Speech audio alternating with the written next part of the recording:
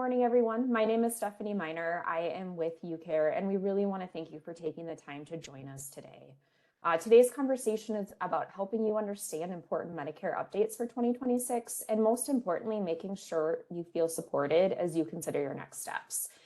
As many of you know, Minnesota Aging Pathways, formerly known as a senior linkage line, provides free, trusted, and unbiased support to help you make informed Medicare decisions.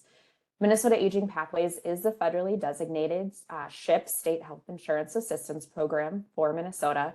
They are not brokers, they are not affiliated with any health plan, and they do not receive commission for the work they do. They've been a trusted resource for Minnesotans on Medicare for many, many years.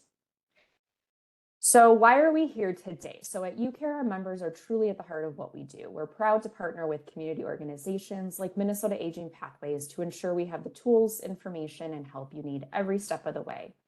So before we get started, a quick note on how to engage in today's session. So you can use the chat panel to submit questions at any time. So we have members of the UCare team here behind the scenes working to respond and make sure we attempt to answer your questions throughout the session. If we don't get to your question, because I know at our last session there were quite a few, do not worry. What we are going to do is collect all the questions, and we are going to post a frequently asked questions page on our website after today's session.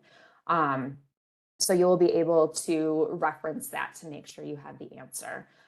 We are also going to record today's session so you can watch it later or share with friends and family who are not able to make it. So we are going to, in the chat at some point during the session, include a link to our member resource landing page. You can find all of this information, today's slides, the FAQ, any other information to help support you.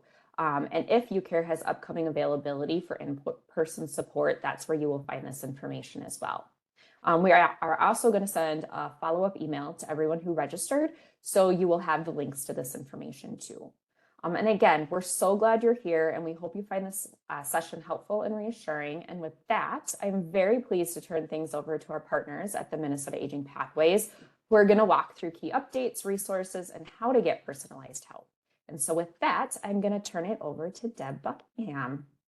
Thank you, and I want to thank you for having me here today. Feel free at any point to ask questions. I'm going to be stopping throughout. Hopefully I'll cover all the information that you need here. So we're going to go ahead and get started, and we're going to start with talking about original Medicare. So at any time, anybody can revert back to original Medicare. If this is what you want for coverage, you are more than welcome to have just original Medicare and a standalone drug plan. Just know that Medicare Part A, for most folks, it will be premium free. And it's premium free because they've had enough work credits or their spouse has enough work credits. For those who are younger, they're looking at the work credits of their parents. We do not have any updated costs right now. CMS has not released the 2026 amounts. So we're just looking at this year. If you did go into the hospital and all you had was Medicare Part A, you would pay a deductible of $1,676. This is per benefit period, which means that if you haven't had Part A services for 60 days, another benefit period starts. So this could be an amount that potentially you could pay more than once a year if you have really poor health and are hospitalized quite a bit.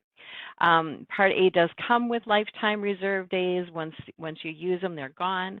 And then those who've had that 3 midnight stay do have a $0 copay when they go into a skilled nursing facility or a transitional care unit. Next slide. All right, Medicare Part B, that just basically covers everything else. So your physician services, outpatient, it does cover some home health, but there's very strict rules in order to get that home health. DME, which is acronyms that we all like to use here, that just means durable medical equipment. So that would be your oxygen, your CPAP machines, your walkers, your wheelchairs, that type of thing. B can cover some prescription drugs, and it's those that are given in a doctor's office. You go in for an injection or you go in for an infusion. And it does, so that's the basics of Part B, I'm sorry. And the premium, the rates do change every year. Again, CMS has not released the monthly premium for 2026, but this year it is $185. When you first go in every year, there's an annual deductible, so a one-time amount that you pay when you go in, which is $257, and then after that you pay 20%. There is another benefit out there for, it's called the immunosuppressant drug premium, and it's for folks that have had a transplant and only need that drug coverage. They don't have any other coverage out there. Haven't seen it used very often, but just know that it is there. Okay, next slide. For those who are higher earners, you do pay a higher Part B premium. So if you are leaving work and you are a higher earner, but your income is going down, you can reach out to Social Security. There are forms and appeals that you can do if you feel that the IRMA or the income-related adjustment amount is incorrect on your behalf. Next slide. Okay, so here's what everybody really wants to know, right? Your Advantage plan is leaving the market. What on earth can I do? So you do have what's called guaranteed issue rights into a Medigap. So what guaranteed issue means is that nobody can give you a health screening or ask about your health. They just have to let you into that Medigap. And you do have the time from now all the way through until March 3rd to get into that Medigap. So there is quite a nice time period for you to do that. And just keeping in mind that the Medigap that you can get into without a health screening, and we'll talk a little bit more on this in the next page, but is going to be the basic with 2 riders. And if you've had Medicare before 2020, you can purchase a Part B deductible rider. Where you also have an opportunity to get into another Advantage plan, so something similar to if you have UCare Essentials or Complete or the Your Choice plans, you can enroll into another Advantage plan. So right now, open enrollment is running all the way through December 7th. But folks who have UCare, you have an extended enrollment period because your plan ended. So you could actually enroll into a plan all the way up through December 31st, and that plan will start January 1st. Now, keep in mind, if you do enroll after that open enrollment period, it does take time to process that application and get out all of your documents, but it will start the 1st. So again, open enrollment goes until December 7th, but because you're losing your plan, you would have until the end of December to get into a plan to start January 1st, but you also have through the end of February to get into a plan. So if you do nothing and your plan ends on December 31st, you will revert back to original Medicare starting January 1st. You will not have drug coverage, but you'd still have another 2 months to get into an Advantage plan. And as you can see, you would have up until March 3rd to get into Medigap. Okay, any questions about all of those numbers that I threw out there? I didn't see anything. Okay, next slide, please. So this is more information about those Medigaps. So when I say rider, people are, what the heck is a rider? Basically, a rider is extra insurance. So if we look at the column that says basic, when you buy a basic plan, it does pay your Part A coinsurance. It pays your stay at a skilled nursing facility. It pays your Part B coinsurance. And it pays preventative care, right? But it's not going to pay that deductible, that $1,676. So that would be called a Part A rider. So you'd buy extra insurance to cover that deductible. The other rider that you're eligible for is what they call an excess charge. So this usually happens with durable medical equipment and ambulance coverage. So they can charge 15% more than what Medicare says is their agreed upon price. In Minnesota, a Minnesota physician cannot charge a Minnesota resident an excess charge. So folks with guaranteed issue rights could get into a basic with those 2 riders. Now we do see all the other plans out there, the extended basic, a copay plan, a high deductible. Keep in mind that high deductible does increase every year. Plans can sell you those if they have it, but you may have a health screening for those plans because that isn't part of what the guaranteed issue rights are for. And if you're wondering who decided this, it's in the state statute. So, but you can ask that plan, well, do you have one of those other Medigaps that I can get into? And that plan would say, yes, we do. It will be up to them if they're going to give you that health screening. What I've seen with a lot of plans is, yes, they are going to. You have your guaranteed issue rights into the basic, but you would have a health screening for the other ones. Some ways that you could possibly get around it is, you start with the basic plan. A few months down the road, you can ask to be moved down. If that plan is available, it's again up to the company whether or not that's going to happen. When we talk about your what's called a MOOP, I really hate acronyms because there's so many acronyms out there that it just confuses folks, right? So it is your out of pocket, your maximum out of pocket. Okay. When we look at a basic plan, it says that there's not a maximum out of pocket, but then the question we have to ask ourselves is, what would I pay out of pocket? If I buy the Part A deductible rider, and I have the excess charge, basically there's nothing left for you to pay out of pocket, except for an emergency. There's that 80%. So even though there's no limit on how much you would pay, if you had the basic plan, it would be very hard to pay more than just that Part B deductible. So every one of these plans, if you get Medicare after 2020, you do have to pay the annual Part B deductible, but then after that, everything's covered. So I don't tend to worry about that, what they call maximum out of pocket, when I'm looking at a Medigap, because basically everything is covered, right? Unless you do something like the 2050 copay plan, you're just paying the $20, the $50 for your services, and whatever that adds up to. There's no limit to what it could add up to, but it's depending on how often you see the doctor. But when we're looking at a basic, is there a cap? No, but then you have to consider, how am I going to get, what am I going to be charged for after your deductible, just for an emergency? Okay, and I'm hoping. So yes, if a plan is selling one of the other policies, then yes, you can purchase it, but you may have a health screening purchasing one of the other policies.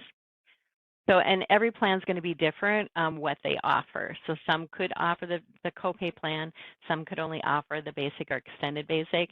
I'll talk a little bit further near the end on where to find information about companies that sell these plans. Okay, so cost plans. So these are available in 21 counties, not very many. Original Medicare is the foundation for these. You still pay your Part B premium and any copays or coinsurance, and they can include some extra benefits like Part D, dental and vision. Cost plans are very unique, where you can get a cost plan with drug coverage, or you can get a cost plan health only and a separate drug plan. So you want to make sure, though, if you're going to separate out your health and your drug plans, that drug plan still does follow special enrollment periods and annual enrollment periods. So you would need to get it when it's open to you to do that. So again, for you folks, your special enrollment period to get into a drug plan would run until the end of February. Okay, as far as out-of-pocket costs for these plans, each plan will tell you what their maximum out-of-pocket cost is. They usually have a separate one for in-network folks or in-network providers and out-of-network providers. But each plan, depending on the premium, is going to vary as far as how much their out-of-pocket max is going to be. All right, next slide. So with Medicare cost plans, you can use providers within or outside the network plans network. When you do go outside, it reverts back to original Medicare, and that's where you pay the Part A and Part B cost sharing. Only Blue Cross and Medica do offer cost plans here in Minnesota, and we do ask that you contact the plan to enroll them because they are very unique options. You can enroll or switch cost plans during the year if they're open for enrollment. Not very often do we see that happening. They do tend to follow open enrollment guidelines. Okay, next slide. And here are the counties that those cost plans are available in. So if you're in one of those counties, that's where you can purchase one of those cost plans. Next slide. Okay. So Advantage plans. So you're going to hear that word Advantage and Part C interchangeable. Those are the ones that you're looking at on TV right now. They are an alternative to Medicare. So you're still paying your Medicare Part B premium. These plans are getting some money from CMS to provide, to manage all of your care. So all of the billing does go through these plans. So when we're looking at these plans, the lower the premium, then the higher out-of-pocket max you're going to have. The higher premium, you'll see that out-of-pocket max is going to be a little bit lower. So with these, you can get them with or without drug coverage. Generally, those plans without drug coverage are meant for veterans. If you do get a plan without drug coverage, you cannot pair it up with a standalone drug plan. You have to pick either one. And again, if you don't have that drug coverage, you will have a penalty. So you want to make sure that you're looking at a plan with drug coverage if you don't have creditable coverage such as VA coverage. Many of these plans are going to require you to stay within network. Now, they do say that they pay for out-of-network providers, but I guarantee you that if a provider knows they're out-of-network, 9 chances out of 10, they won't even make an appointment for you because you're out-of-network. So networks are very important with these plans. And the premiums on these plans are going to run anywhere from $0 to $200. The difference is going to be with these what your out-of-pocket max is going to be, what your hospital copays are going to be, and what the other copays may be. So, and I apologize, when I was back at the Medigaps, I didn't give anybody a price point. So usually those basic plans, they do run around $240, $250 a month, and then you have to add on a drug coverage to that. And you also pay your Part B premium with a Medigap. So regardless if you have a Medigap, a cost plan, or an Advantage plan, you will pay that Medicare Part B premium. Okay, any questions before we move on? We're just going to keep moving. Okay. There are different kinds of Advantage plans, HMOs, PPOs, and HMO POS. I wouldn't get too worried about this slide. We were thinking things are going to move over to an HMO. Most of our Advantage plans are a PPO. There's one that I know of that's an HMO POS. But basically with a PPO, you don't need to choose a primary care physician. You can see a specialist without a referral. Next slide. All right, here's the fun part. We're going to start talking about Part D drug coverage. And this slide is very confusing, and I do apologize for it. We're looking, it says that there's a base premium of $38.99. And what does that mean? This is what Medicare is going to use this number when they calculate a penalty. So every year this number does go up, which means that how they're calculating your penalty, that amount is going to increase as well. So that's just an average of drug plans throughout the state, how they're using that to calculate your penalty. The max out-of-pocket with drugs is going to be $2,100, and that's just for prescription medications. So regardless of whether or not you have a standalone drug plan, an Advantage plan, or a cost plan, they all run by these rules, in that you will only pay $2,100 max for those prescription medications. All right, benchmark. So a benchmark amount, a benchmark plan, those are standalone prescription drug plans that CMS has negotiated with to provide a $0 premium for those who have extra help with their medications.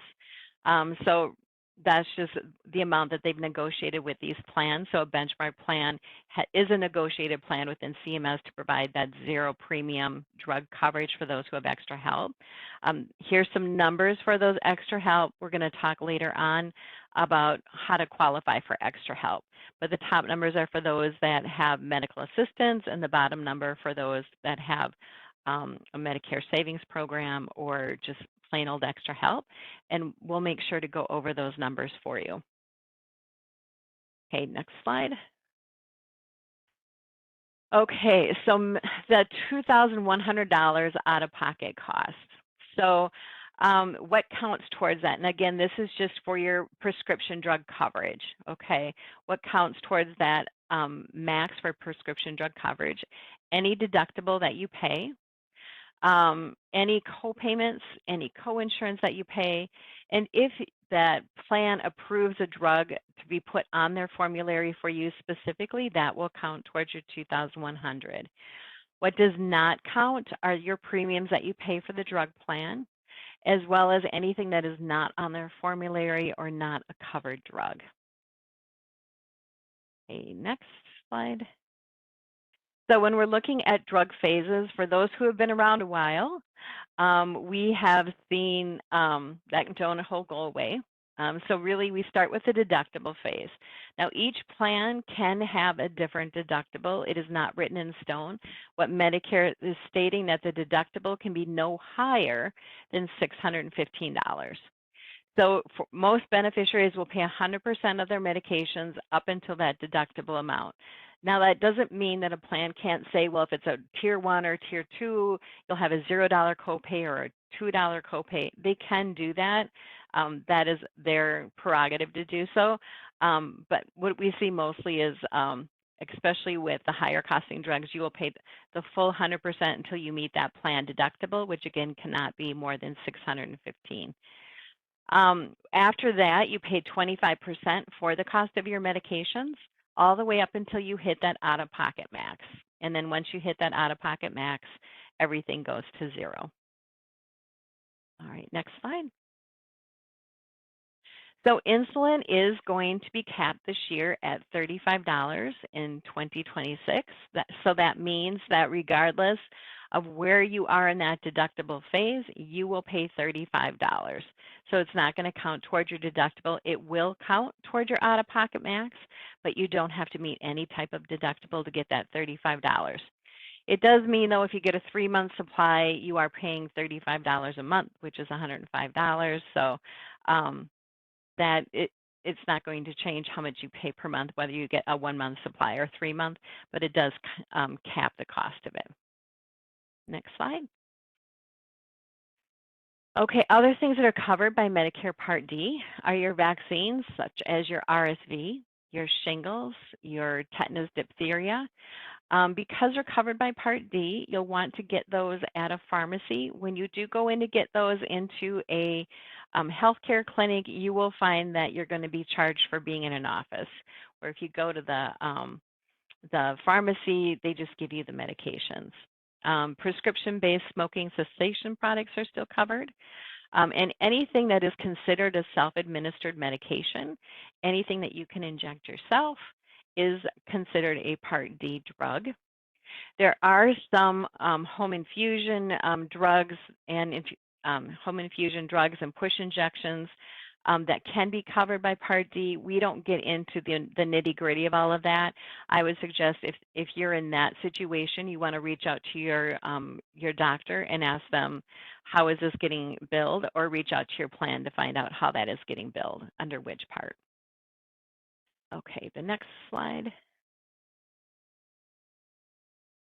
There are the prescription payment plan is going to remain this year. So that is, if you are going to have a high drug cost for the year, or you know that you're going to meet that $2,100, you do have the ability to spread that out over the course of 12 months. So what you want to do is you want to reach out to the plan, let them know that, hey, I'm going to have high drug costs. Can we spread it out? And they will help you come up with it. With that payment plan, you pay the plan directly, and then when you go to the pharmacy, there's not a copay when you pick it up. But you must contact the plan to opt into this. If you're already on this program and you're continuing with the same plan, then you can, they should re-enroll you automatically, so you shouldn't have to opt in again. There have been 10 medications that have been negotiated with Medicare. You can see them here on the screen. And then next year, there will be 15 more. Keep in mind, a lot of these are generic medications. From my understanding with Eliquis, I know that's a big one for everybody, is that 2026, we're hoping that generic is going to come out as well. So these are the ones that they've negotiated, but I would also, if you're in Medicare.gov, it will, and you type one of those in and there's a generic, it will ask you if you want the generic. Okay, the next slide. Okay, before we get on to changes, I'm just going to quickly go over, because we went over the different types of plans. I just want to talk a little bit about what they call special needs plans. So special needs plans are plans for those who have medical assistance, and there's different types of coverage for those folks. Okay, so they have something that's called an SNBC, which is a special needs basic care plan. So these are plans are voluntarily managed care plans for people with disabilities who are ages 18 to 64 and eligible for medical assistance.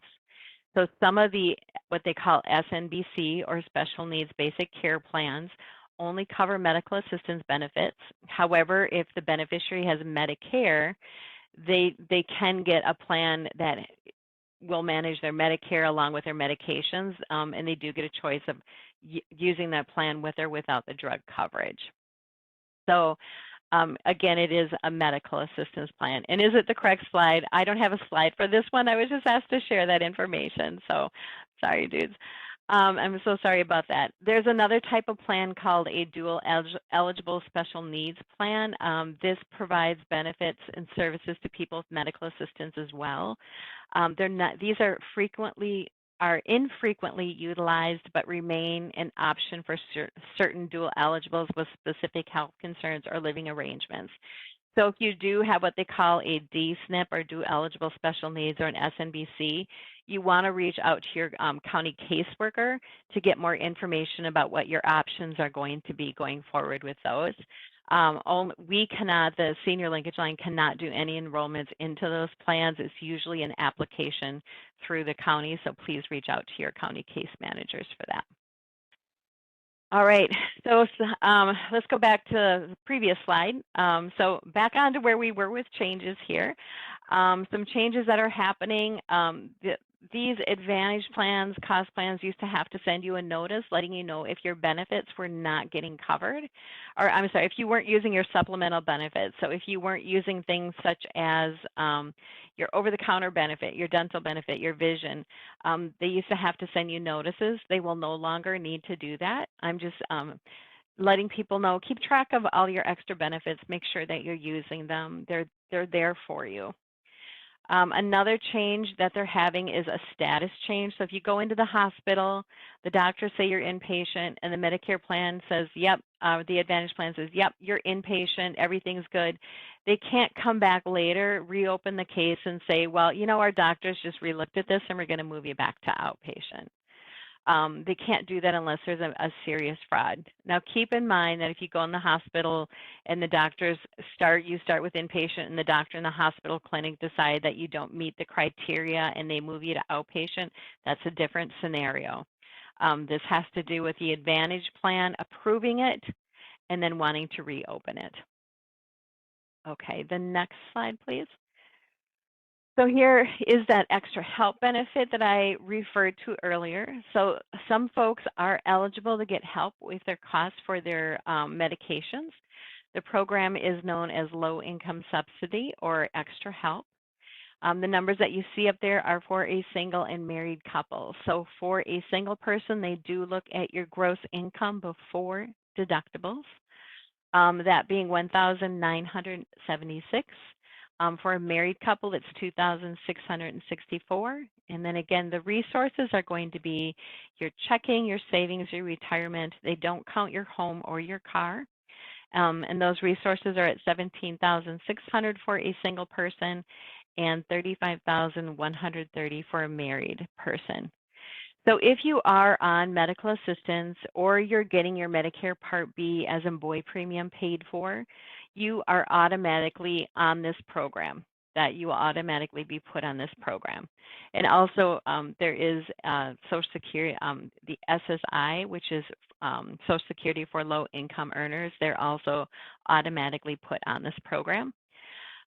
If you are close, I would encourage you to apply. You apply at the Social Security website, which is ssa.gov, and make sure it says .gov on there. Lots of dodgy characters out there. You want to make sure it's the right government site. And then you type in apply for extra help and you can do it online. They're no longer doing paper applications. So it is an online application. If you're not able to do it online, the senior linkage line can help you apply. We can do it for you. It takes about 2 weeks for that online application to process and about 3 weeks for you to get a letter in the mail letting you know your status with that extra help benefit. All right, next slide. So Medicare Savings Program is a broad term for these 3 programs that help pay your Medicare Part B as in boy premium. So there are, as we're looking at it, 3 different levels. They all have the same resource or asset limit. So, excuse me, $10,000 for a single person and $18,000 for a married couple. Again, we don't include your home or your car. So a QMB, and people are really great at doing acronyms here, Qualified Medicare Beneficiary, you'll hear it referred to as QMB, that does pay your Part A and B premium. So if someone does have a Part A premium, it could pay that, as well as deductibles, costs, and co-sharing. So basically any costs involved with Medicare, this program will pay. They do look at a monthly income for a single at $1,325 and for a married couple, $1,784. You can earn all the way up to what's called a QI or qualified individual to get your Part B premium paid for. For a single person, that is $1,781, and for a married couple, it is $2,400. So I always encourage people, you never know what your family members, your friends, your neighbors are going through. So please share this information so it is available to everybody. So it may not pertain to you, but you may know somebody who could benefit from this program. So if you are eligible for this Medicare Savings Program, it is an application that is filled out and turned into your county. It's called the Certain Populations Application. So reach out to your county and you can have them mail you the application. And this Minnesota Aging Pathways can also mail the application to you. Next slide. All right, so other changes that we're seeing, definitely increased premiums, increased deductibles. There are some plans leaving the market and some plans that are reducing the areas that they serve. We have seen different benchmark plans. Again, those are the plans that are specifically tailored for those with extra help. We have seen a couple of new plans. There are formulary changes, there are provider network changes, and they are officially COVID, it will be covered under Medicare Part B as in boy. Next slide. There's going to be very little telehealth covered next year by Medicare. Those in the more rural areas, that coverage will you'll have a bit more coverage for telehealth because you're in the rural areas. As far as weight loss drugs, they're not going to cover them unless you have an underlying condition, such as diabetes, sleep apnea, or your need to reduce your cardiovascular risk. So generally, you'll see that the plans are showing that they're covering it, but they'll also state that there's a prior authorization. So if you don't have one of those underlying conditions, you won't be able to get it covered. And again, I am pretty excited that most of our plans are staying at a PPO and we're not moving over to the HMOs this year. So next slide. Okay, so this is the website that we here at Minnesota Aging Pathways use. It is the same website that Medicare uses. And my guess is that most brokers are going to be using this as well. This is just a way to find what plans are in your area. And it just basically walks you through what plans are in your area, and it asks you for your medications. You can figure out how much your medications are costing. And you can use this site in 2 different ways. So you can log in and create a personal account, or as you see here, you can just put in your zip code and you can go from there. You put in your zip code and it will ask you, how do you, which type of plan do you want? So it will give you the choice of Medigap, Advantage plans, and drug plans. So the Medigaps, you do need a broker to enroll into a Medigap, but if you go here, you'll get the phone numbers for the Medigap themselves, and they'll refer you to the person. But they are going to give you some price points for those Medigaps. They are in Medicare.gov. If you're looking at an Advantage plan or a drug plan, you can actually enroll through Medicare.gov. This particular thing they call their plan finder, so going in here and looking. So there are directions on how to use that plan finder. I know that they did link those directions to your UCare page, and it can also be located under the Minnesota Aging Pathways website. If you go into Medicare Open Enrollment, there's a link to a video that shows you how to use this Plan Finder website. It's a really easy website to use. It just really walks you through things, and it has links. So if you needed to go to the plan website to get more details, you just click on a link and there you are. There's no Googling and looking around or things like that. You can put your providers in there to check and see if they are there. So the difference between logging in and using your zip code, if you're logging in, it's going to save all your information. So if you have a lot of medications, it's going to save them. So if you come back, you don't have to re-enter those. If you log in, you can look at your own personal information. For those that do have extra help with prescription medications, it will give you a more accurate indication of how much your meds are going to cost.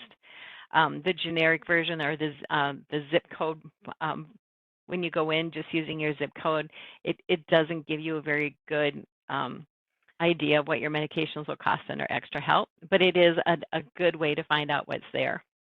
And again, this is the same site we use. It's the same site Medicare uses, and there are directions available for that. Okay, next slide. If you do decide that you want to make that personalized account and have all that information kept and have that access, it's going to be set up similar to how you set up your online banking account. You're going to need an address. They're going to ask for a phone number so they can do that, what's called two-factor authentication. So where they're going to send a text message to your phone to get in. And again, you don't have to set up a personalized account. If you don't have any of that information, you can do it generically. So for anyone that is going to use that Medicare account, they are creating a special enrollment period if you get incorrect information from using Medicare.gov. So if you go in, you put in your providers, and this plan is going to cover your providers, and everything's great, and anytime next year you find out that your provider actually isn't in network of the plan you chose, you do have an opportunity to get into another plan. You just call Medicare, and then they look in their system to see how you enrolled. Oh, yep, they enrolled through the plan finder, and they will be able to then help you get into another plan. So again, just kind of reviewing all the options you folks have as far as enrollment, right? So open enrollment runs until the 7th of December. Because you're losing your plan, your enrollment period is extended. So you can enroll all the way through December 31st to get into a plan to start January 1st. If you don't do anything and you revert back to Medicare, you still have January and February to enroll into an Advantage or cost plan. And again, you do have that time period to get into a Medigap up until the 3rd of March. Okay, so let's go ahead and go on to the next one. And again, as I said, those benchmark plans, these are plans for folks who have that extra help benefit. They're plans that were negotiated with Medicare to give them that $0 premium. And these are those for 2026.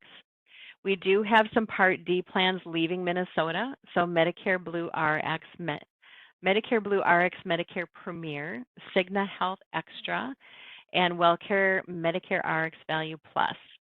So if anybody does have any one of those, please, please, please read your notice, change of notice.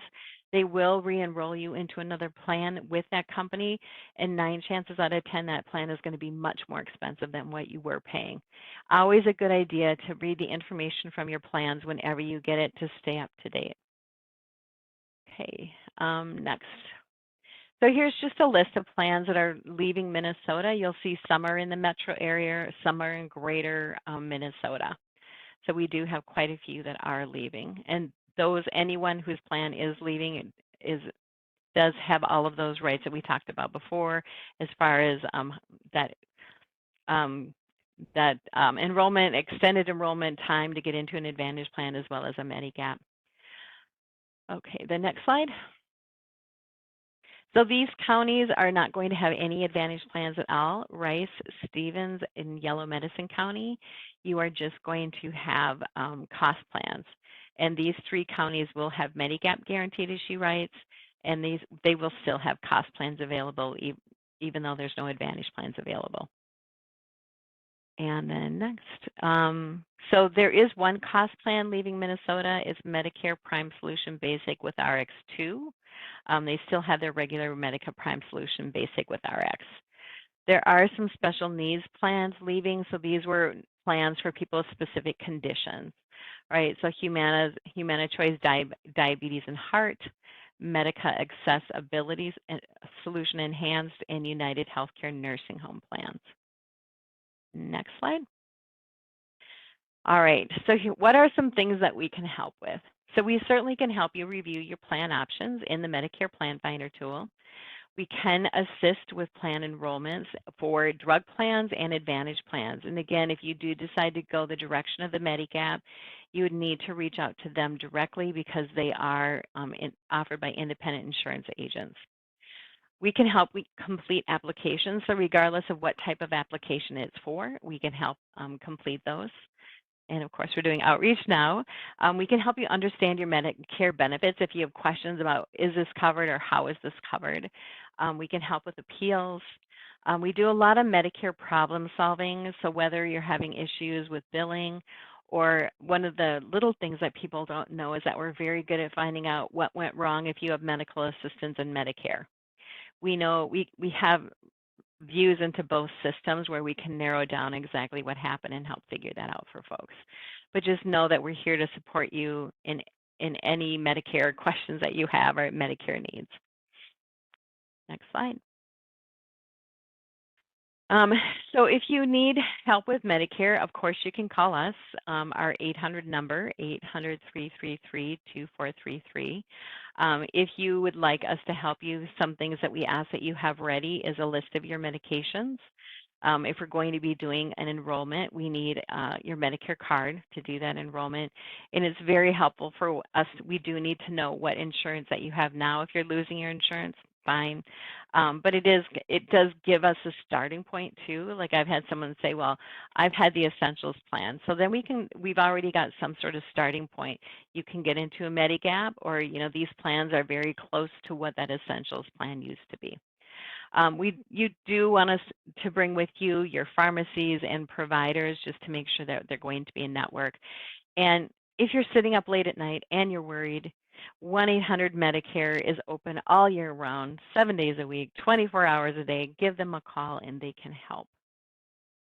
Next page. All right, some things that we can't do. So we're going to narrow it down by, what facility that you do use or what, healthcare agency that you use, but we're not going to go through 10 providers. Our phone lines are just jammed, so we're not going to be able to do that individual provider search. And when you have 15 providers and you want them all looked up, you're better off calling the plan for that. Although we can screen people for medical assistance, we can screen them for extra help, we do not determine whether or not you're eligible.